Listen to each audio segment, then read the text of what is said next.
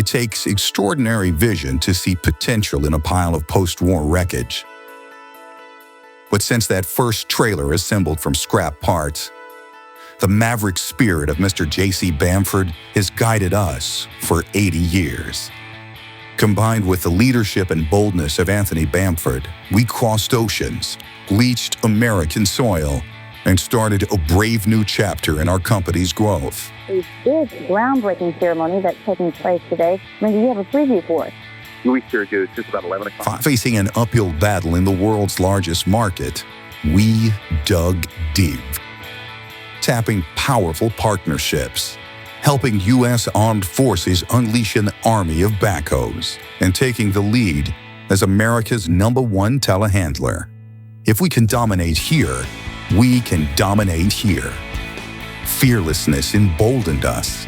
We had reimagined the skid steer once before, so we did it again. Our diesel engine was perfect, but we chose to make it the fastest on Earth.